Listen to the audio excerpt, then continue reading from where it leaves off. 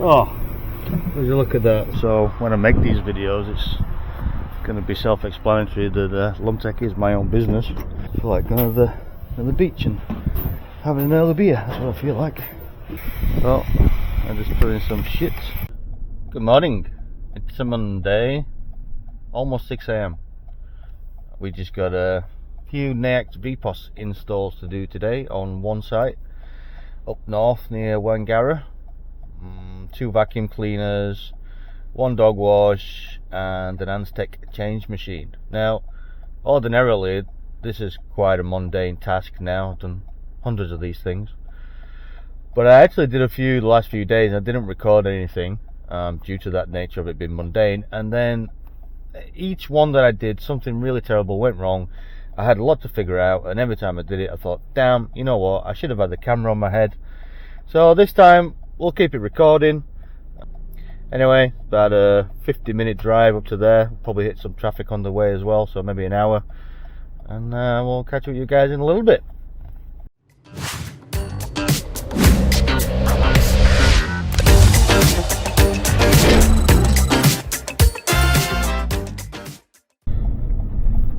Okay, we are here, and unfortunately, when I went round the last left-hand corner, sounds like something's all fallen down in the side of the van, which is not good, because that means I've left my container drawers open, and if I've left one of the lids open, that means I've got 1,000 things to pick up in the side of the van.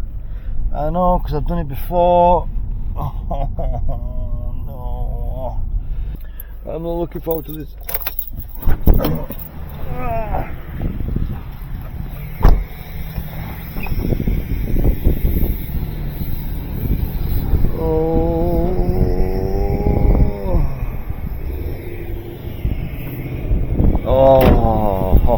Oh, I might have got away with it. Yes, I did leave it unlocked. You idiot, Steve. What's this one, Bob? Oh, dear. Yeah, 2 that was unlocked, thankfully, stayed there.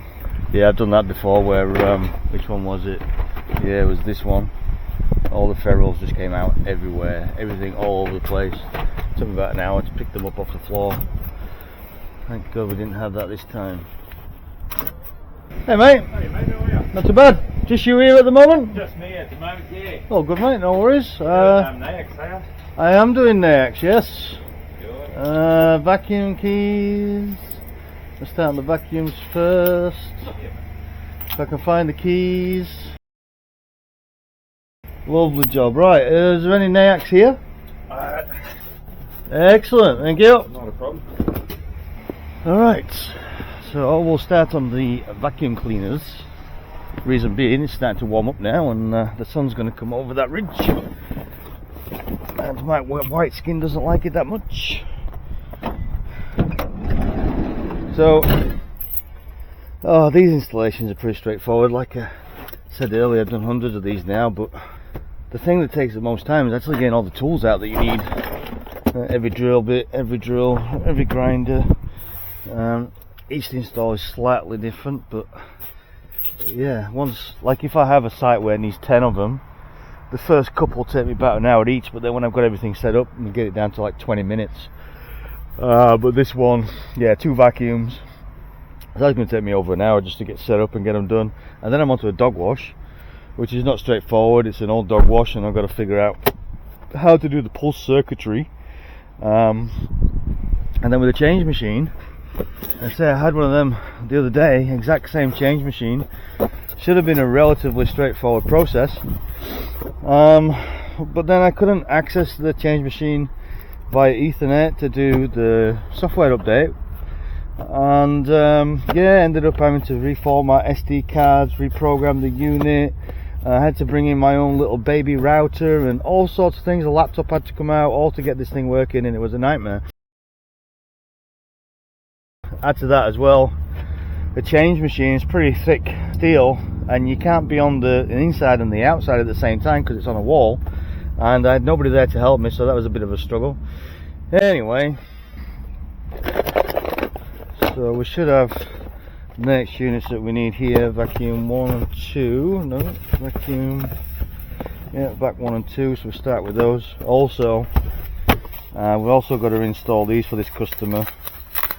This is not my account, I'm just a guy doing the install for them, and they've been supplied these relatively new Aztec PS200s. Now, depending on the application, they're not really needed. They supply a steady 12 volt to the Nayax, and then it also acts as a validator. So the Nayax connects to that, sends the pulse to that, the Nayax gets the power supply from that.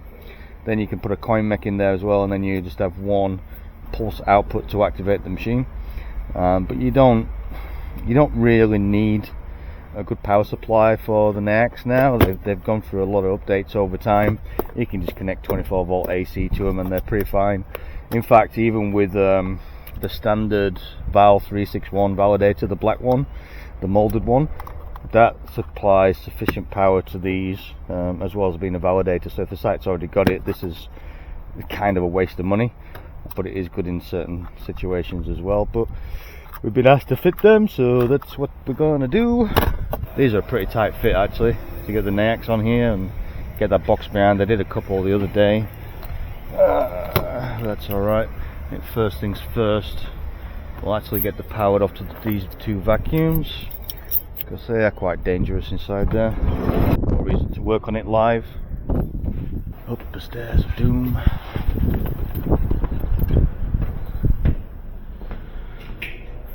Do do do do do. Vacuums. Oh no, that's 3-phase isolator. Here we go, single phase. Those two. Because yeah, actually I might as well show you. In the self-serve base here, they use a ducted vacuum system for each bay. Pretty cool. So on the selector switch where you select your self-serve function, you can select vacuum function from there. There's a separate hose that comes down. It's pretty powerful, easy to maintain, and also you charge the same price per minute as you do for all your other functions on a self-serve. Whereas normally with a separate vacuum, at least here in Perth, Western Australia, generally get 2 minutes for $1 or somewhere thereabouts. But on the self-serve, currently charging around $1 a minute. So combining the vacuum with that, more revenue, and yeah, easy to maintain. These things never fail. 3-phase impeller style motor, pretty cool. Anyway, back to the task at hand. The 3-phase vacuum overload will be for those ones, and we just want the single one, so hopefully that's turned both of them off. Go and have a look. Oh, it's a lovely morning today. Yes. I don't feel like doing any work. I feel like going to the beach and having an early beer. That's what I feel like. And the other thing about this time of year is, yeah, the sun's coming up. It's quite bright, but it's actually freezing cold. You put the jacket on as soon as the drill comes out, then you're sweating. You can't really win until it gets to about 9 o'clock, and then you're all good. Oh, so some dollars dropped.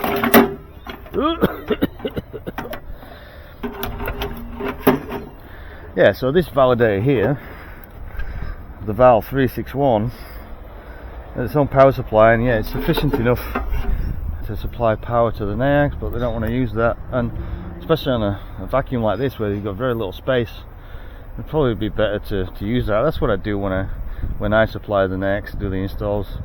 We've had a couple that have failed, but that's just the same as anything really. It's only the Valve 343, the one that's like an open circuit board, that is not great for the Nayax, because they can't quite supply enough power and it causes random issues. Oh, you're fucking having a laugh, man. Oh, I just put in some shit. Where did the dog do that? I saw the dog come round here. I'm like, what the hell is the dog doing here? They must have shit somewhere.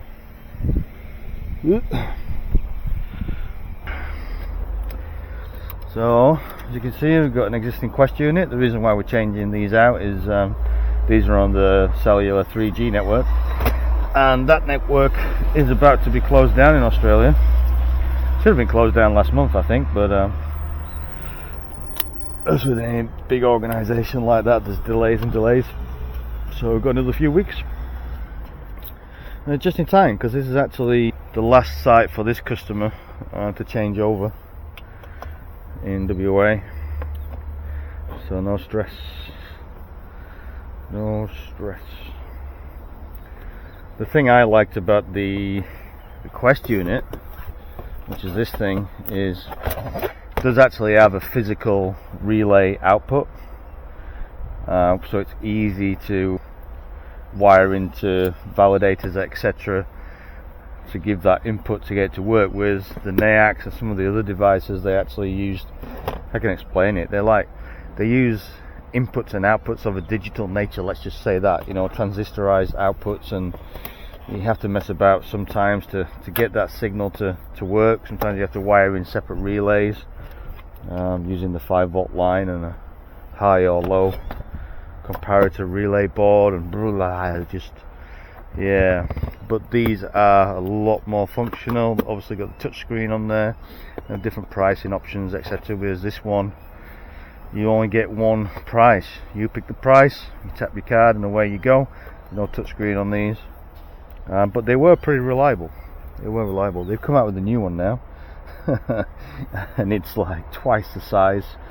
So yeah, actually, if they wanted to retrofit the new Quest unit onto here, that would be pretty difficult. Pretty difficult. The other thing I've noticed actually with this batch, they've made a couple of changes, which has kind of screwed us all over, because they've made the screws slightly longer. Not entirely sure why. And then the problem is, if you want to, like on this one here, I won't be using the backing bracket, this bracket here. I won't be using that because it just kind of gets in the way. But then when you go to fix this, you've got to fix this that way. The screws actually bottom out. They bottom out, so you can't clamp the device properly. So then, thankfully, I've got about 100 of the smaller screw, and I've been able to use them to get me out of trouble. But yeah, it's not great. And also, they've also for whatever reason, they've also changed the position of the hole, which really screwed me over. The first one, I've actually made a mistake with it, because usually when you're drilling through, the hole, you use the cardboard facing you, but the hole is on the left, and I didn't notice it, so I went the normal way, but then it's not in the right place to get the antenna out. So they've swapped around where the hole goes. Oh dear.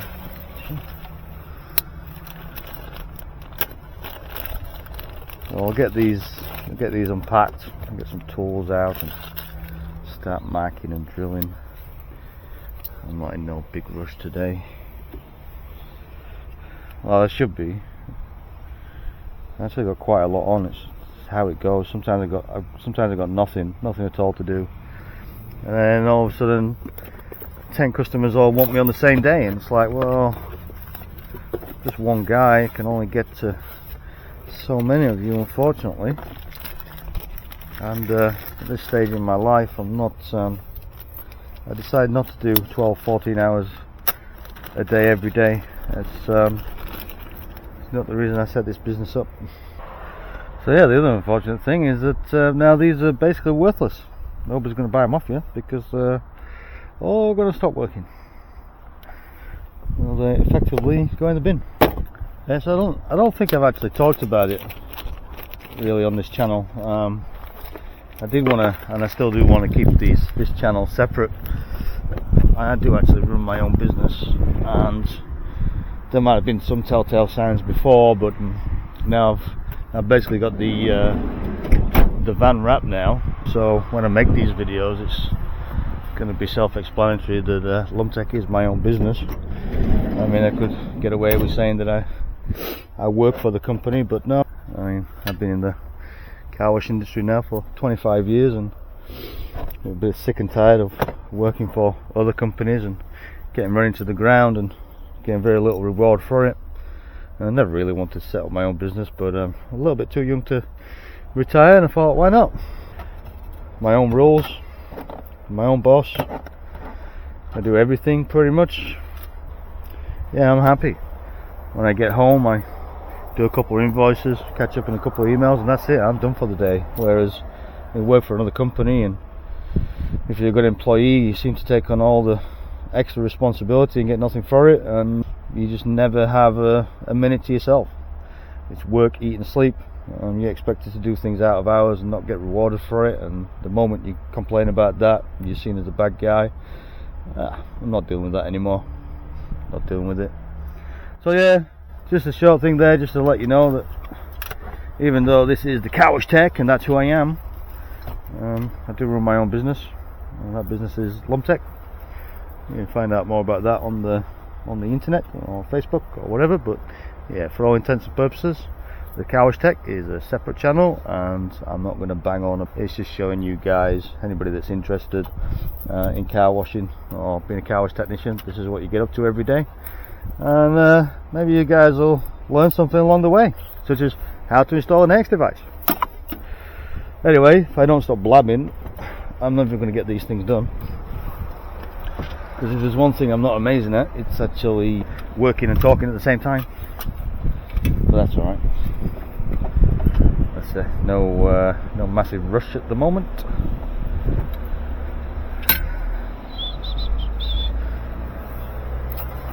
No rush and no space. No rush and no space. That's because some idiot designed this van with all the gear, but no idea to leave some space for himself while working on it. Oh, look at that, we've got a screw holder, cool. And I want to save these. Let's save them for my Nayax refurbs that I take care of under my own account. Very good for sending away. I'll keep hold of these as well. So the annoying thing is, when you send an Nayax unit away for repair, they never seem to come back with a rubber gasket. And without the rubber gasket, you're kind of stuffed. So thankfully I've learned that, and now I've got a good collection of these things. Because without them, you just get water in straight away, and the device will blow up. No good. So I'll get one of them. One of them.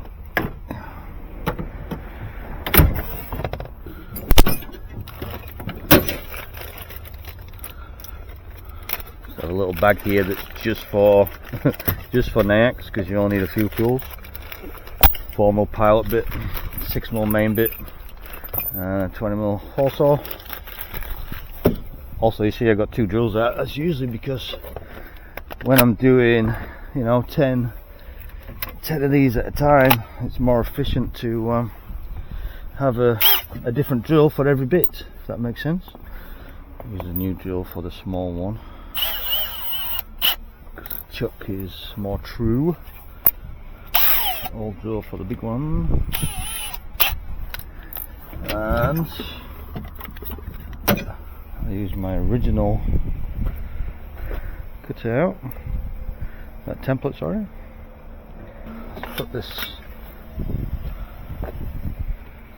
Let's put this up against here.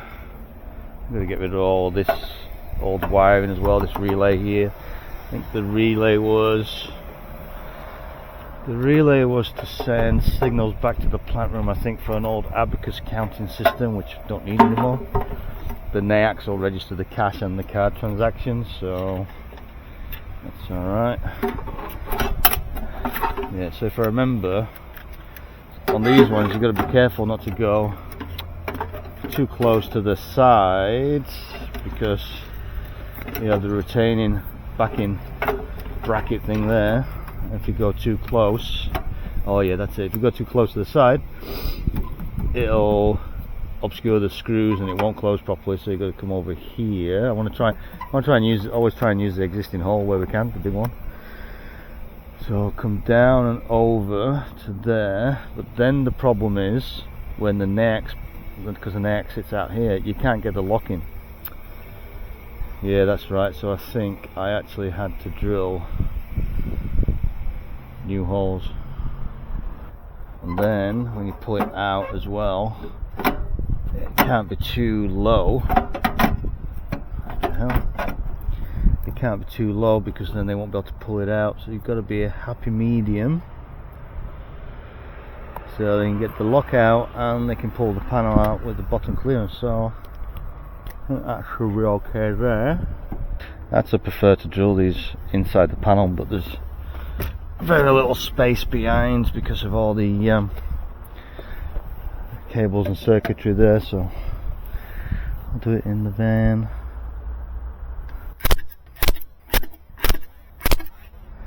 Actually, with that, because we've got that big existing hole there, what we can do is we just put the aerial behind the Nayax, and the new Nayaxes have a roaming modem that will capture the strongest signal from different networks, and they're really good. So no longer do you really need to mount these outside of a sealed stainless box. They do pretty well, especially if you've got a larger surface area here that's open.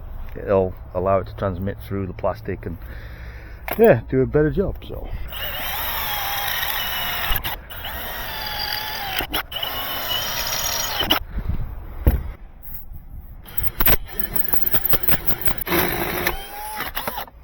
woohoo! Well, that wasn't the brightest idea today. I put the Nayax quite close to where I was drilling. You don't want to get any metal filings inside the circuit, do we? Come on, Steve.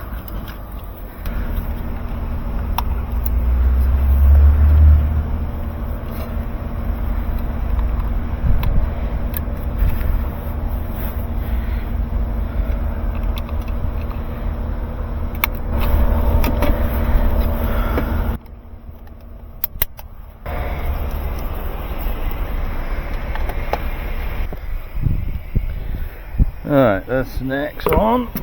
So now we can have a look at the wiring. Right, so rather than getting yourself all confused, the only thing we need from here is 24 volt and this timer's coin switch. So I'm just gonna cut that, this. Ta-da! Back to basics. On these it says coin switch high and coin switch common, but you don't need to put any voltage through it. It's voltage 3, so we'll do the same as the last people. It's not amazing, but does the job. We'll strap his PS200 to that back plate there. I'm going to use no more than a cable tie. Burn me if you want.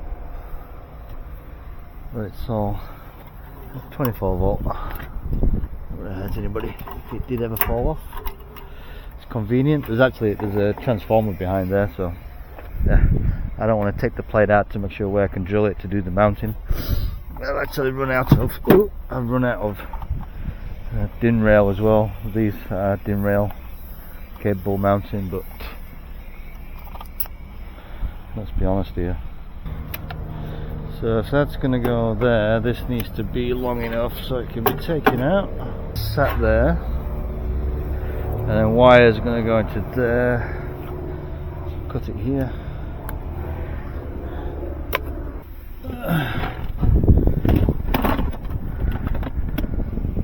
Get my special Nayax bucket.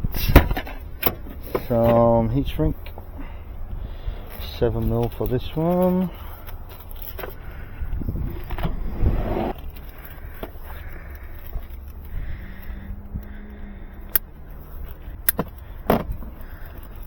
Alright, so what I like to do is just pick out what we need, which is 2 reds, 2 blacks and a dark green, and then cut and heat shrink the remaining ones away out the way, so nothing's going to short out. Also makes it a bit neater and a bit stronger, as these wires are quite fragile.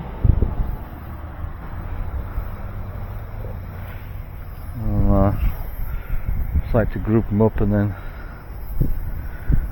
do the old angle cut, so they're not going to short to each other. That's what the bucket's for. A lot of customers complaining about me making a mess.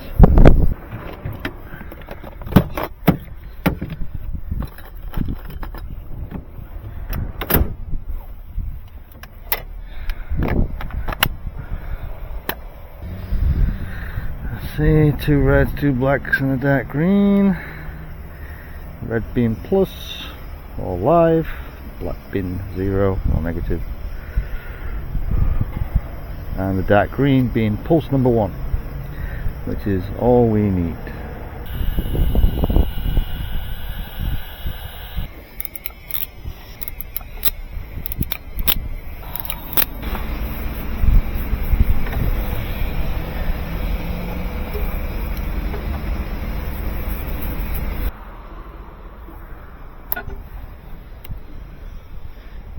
Alrighty, so it does look a bit better than the last iteration of a card reader install, if I do say so myself. All you car wash people will know that this is pretty neat by most standards. You electricians that don't deal with this stuff, you'll have a much different opinion, but that's alright. Alright, so yeah, we've got just enough cable so we can take that out, put it up there if they need to work on this.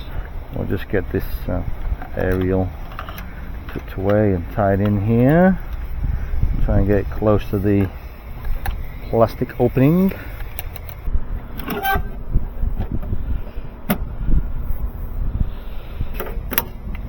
There we go. Right, so that's the first one done. I'll leave the power off while I do the next one. 20 minutes later. Alrighty, that's the second one done. So maneuver around to the DogWash, block that off, and then turn these vacuums on, get them set up, start attacking this DogWash. Oh, it's a K9000.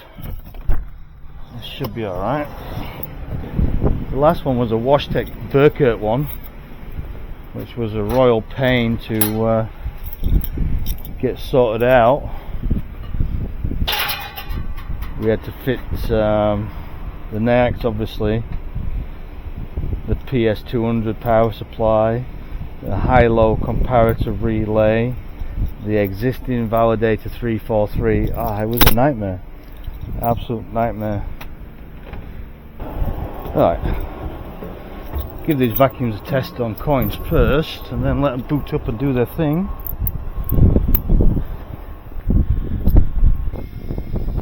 Nayax.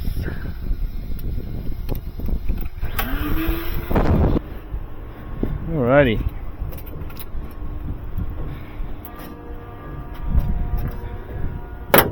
Yeah, that's going to be annoying.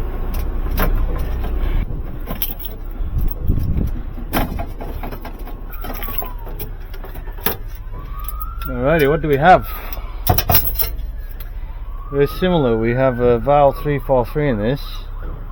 We had a valve 343 in the last DogWash that I did, but when I changed it for a PS200, it's wow, those wires are so loose.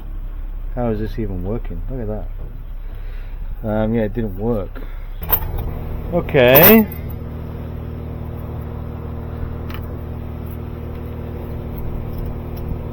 I guess what I could do first, just because I'm paranoid about it, is leave the 343 in place and connect this PS200 up to the live, neutral and pulse wires that then go to the 343. What's this relay for? That's for cash counting by the looks of it, because it's got the grey and the purple wire, which we don't need anymore. Just take this out for now. Let's get rid of that thing. Alright, well, I'll concentrate on just getting the device on the door first, I think, and then a look at the wiring.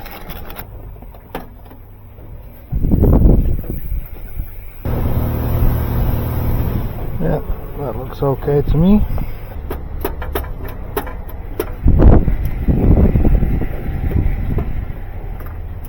Okay, what are we going to do about this? Well, it's only a standard LED something or other timer, so I don't... Yeah, it's an LED 6, so we should be able to remove all of this.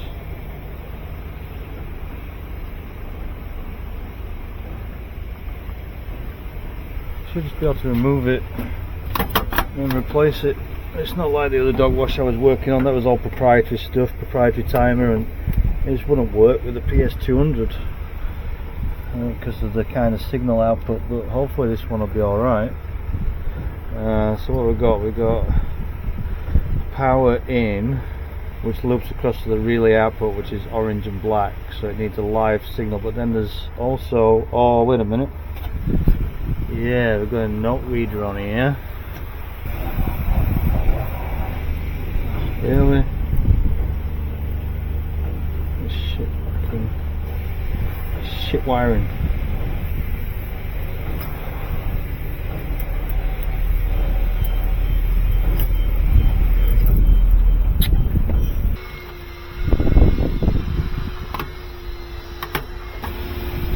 Right. So that's going to go into there. This can come up and over. Make sure we don't get in the way of the coin chutes. Hopefully this works okay, doing it this way.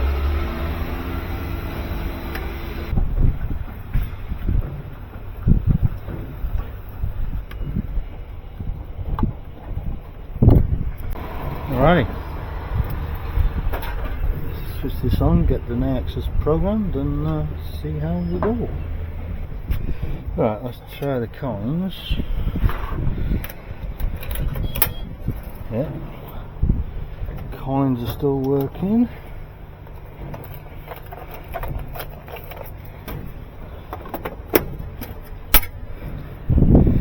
Check the notes.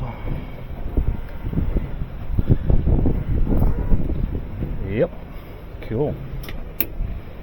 Alright, now we just need to make sure that the Nayax is working, so I'll get these all programmed up and go from there. Alright, so we've got these things online, but now I need to test them, and again, this is not under my account, so I can't use the yellow Nayax fob. Just have to use my own money. I just put the cones out in front of the change machine, as many cones as I could find, and somebody still tried to use it, and then he's got angry because it didn't work. Okay, I'll do a $10 charge on my business card, maybe. What do you mean please tap again? Come on. Should give us 10 minutes. Yep, that works fine.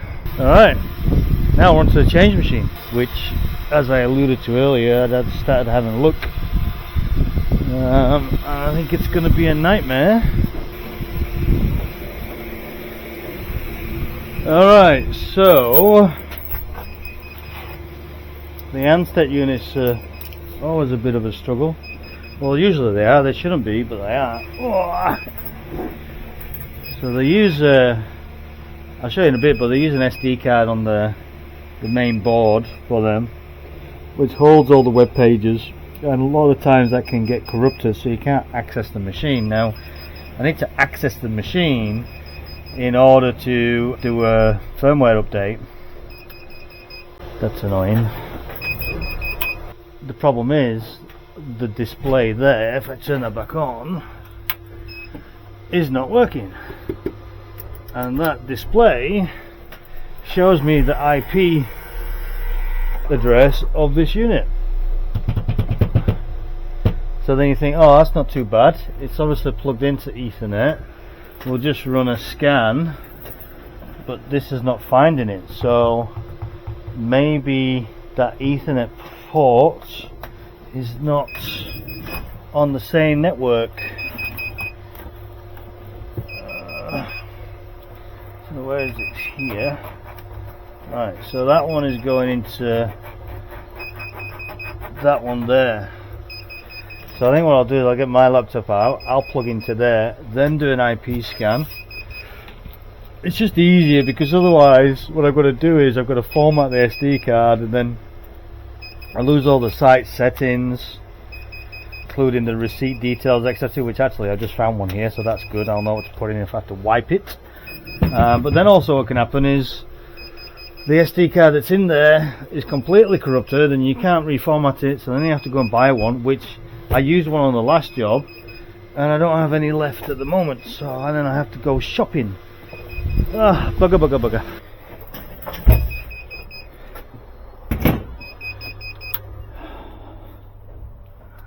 Beep beep beep beep beep. Let's just see what we're dealing with behind there first. It's already got a credit card reader, so it should have the latest board. Well, that's just the software that wouldn't be compatible with the Nayax. Well, this is a grubby old unit. This circa what, 2015 maybe? 10 years old this thing. I'd say 2015. Feeling if I was working at the company that installed this at the time. WashTech. This was originally a WashTech site. A WashTech push machine in, but now the new owner's got a laser wash. But a lot of the ancillary equipment like this is all existing. It gets updates along the way, or replacements along the way when they go up in smoke. Ta-da! That's a lot of dirt on top of there. Right, so there's the SD card in question. Oh, that's pulling tight on that. Alright. And yeah, Ethernet is connected there. So I'll just try and leave that on there just slightly. Stay. Get the laptop out, my laptop. Let's see if we can connect to it somehow. As usual, I need a dongle for everything these days, including Ethernet, which I hate. Alrighty, so we've got the laptop connected.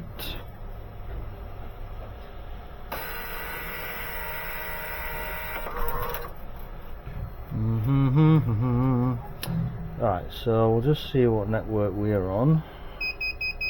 Oh, beep beep beep beep.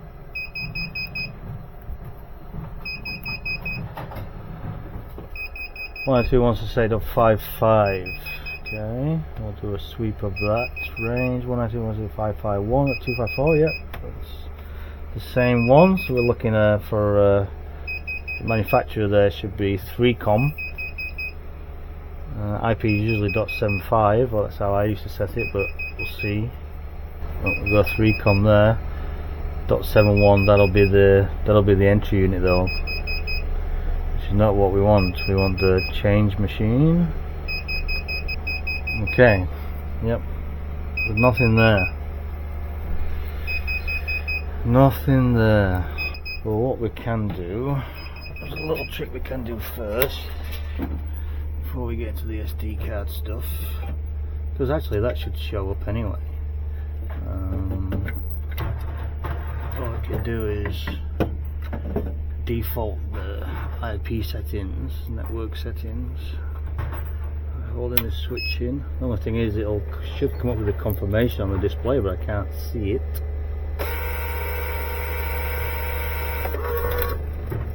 So we'll just hope that was long enough,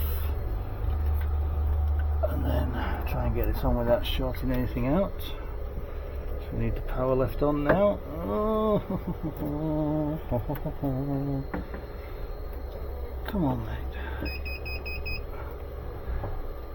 Just stay there for a bit. There you go. Alright. Let's do another search. Assuming that's reset the network now, it'll have a dynamic IP, because that's the other thing that can happen. If you make the IP static and then you change your network stuff, it'll be locked onto a certain IP that's not compatible with the router or the switch that you have. So that's another possibility. So we've got .71's come back. We'll be looking for some random one now that says 3Com. If not, we've got some serious issues with this thing. So yeah, that's still not showing. Okay. Well, I do have one other trick up my sleeve, which is my baby router. So I'll go and get that real quick. Right, so what we can do with this is we can plug it directly into the change machine and then create allow it to create its own little Wi-Fi network, which then I can connect to my laptop, and that just removes possibility that either A, this Ethernet cable's not working, or B, something weird on the network that's preventing us from seeing this. It's quite a handy little device for these kind of tasks. Oh, they don't make this easy, do they? And it's powered by USB. Now, I can't remember if this is, well, I can't remember passwords or anything. I don't know what network it's on, so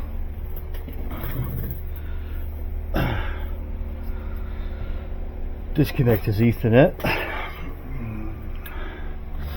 Get rid of that just for the moment, and we'll look for that network. Yeah, there we go. TP link connected already, so it remembered better than I did. But what IP address is that on? 192.168.55 again, which I'll just double check. 192.168.55.1, which should be the gateway for it. Yeah, TP link router. Okay. So I'll put the change machine back on, and then we'll do another scan on the same network for a different network, if that makes sense. The problem is we have to sort this out before we change anything, because we need to do a firmware change in order to get this thing to work. If I can't, I might as well leave it working on the existing card reader, and we'll probably have to get a new mail-in-2 board, as it's called. Because yeah, there's something not right with that so far. Alright, we've got on it. It's just that for whatever reason this must have a different modem in it. Came up here, IANA department, so we've managed to connect to it via the baby router. It calls it a wash entry though, which is not typical, and I don't know why it's assigned itself the IP of .101, which is usually reserved for laser wash. So I don't know why it's default to that. Maybe just because it's just picked the first available port, maybe. Yeah, here we go. Yeah, card values. There we go.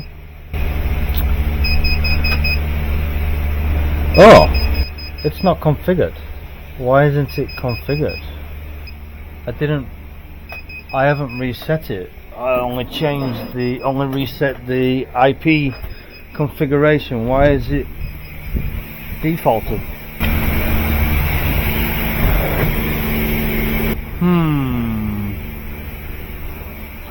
Alright, well, guess we're doing it from scratch anyway. So at least we managed to get connected to it. Right, so now let's see if we can do the updates. That's the one. Come on. Oh, do you know what? That's not going to work, because now I need to share I need to give myself internet. But do you know what? If it's actually just, if it's already wiped or not got any settings in there, we might as well just do it via the SD card anyway. At least now we know we can connect to configure it. We can do the software via the SD card method, then use that to connect and change the settings. Hopefully the SD card works. Yes, it does. Alright, so we'll format that. 16 gig FAT32. Yeah, alright. There's a point of no return. Not sure if I have V174. Yes, I do. Here we go. So, oops. Extract all to the SD card. Check that card.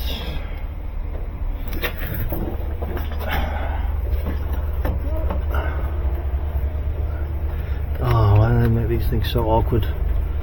Every port is in the way of some other fucking port. So again, it would have been good to see the screen, because this will be telling us if it's updating or something. So I'll just give it a couple of minutes and then should be able to access it. Alright, let's come back on. Software version 174, that's the one that we need. Alrighty. Put some receipt values in. Thankfully we have one here to copy off. Alright, and we'll try print test receipts.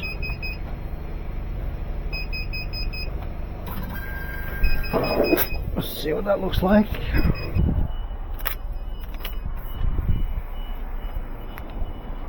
Looks good.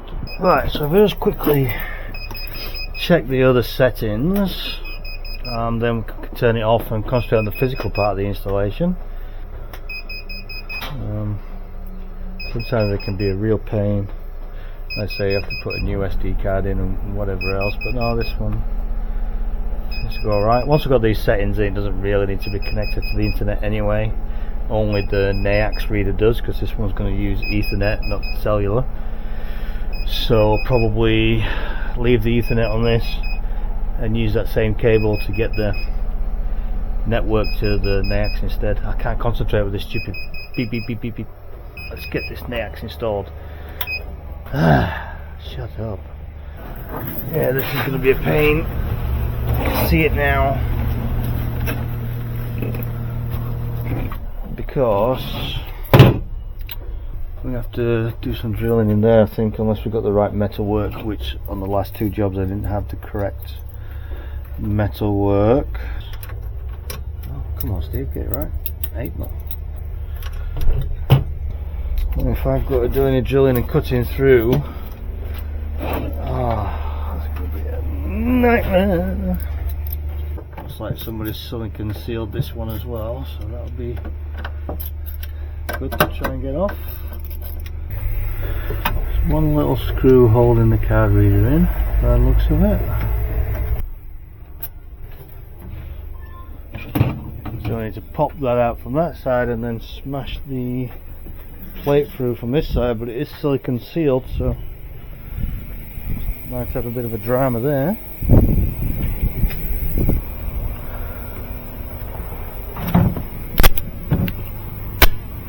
Oh, would you look at that? As soon as I try and pull it off, it breaks the damn decal.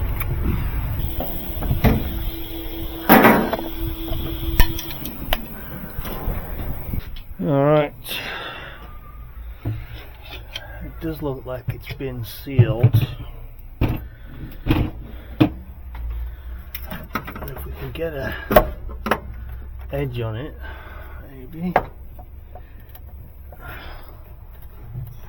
People do these things not realizing they might have to come off at some point. Yeah, that's solid on there. Yeah, that's silicone. What I could do is maybe just mount this onto that existing one, maybe this time. Do that instead. That's going to be a nightmare to get off. Yeah, you know what, maybe I'll just do it like that instead. So if we were to go, oh okay, so they're in the way slightly. Basically if I go dead center should be alright. Alrighty, I managed to get some new holes drilled into that existing plate. I'll just get the attendant to bring the Nayax through and it should be alright. So now all we need to do is connect the new cables in place of the old car reader cables, turn it on, let it do its setup, and check the card values on the front of the screen to make sure they match up with the current decal, which will have to be replaced. Can't help cracking that brittle stuff when you're drilling new holes. Right, so that's the existing one.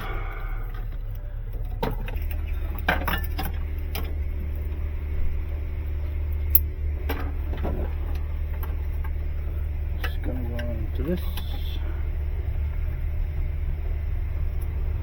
Alright.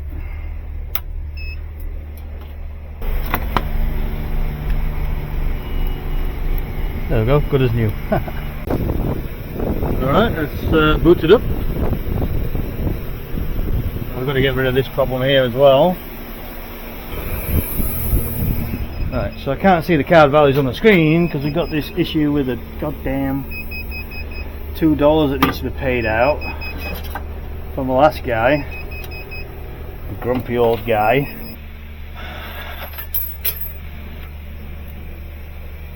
Alright, now we can check the card values.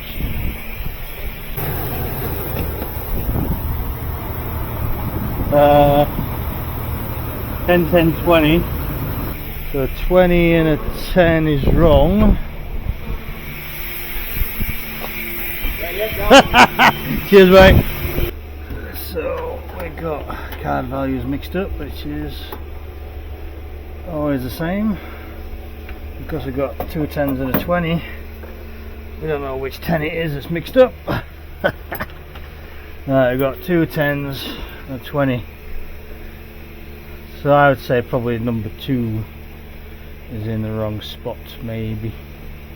Put that on 10, apply. That's better, isn't it? Alright, let's give it a go.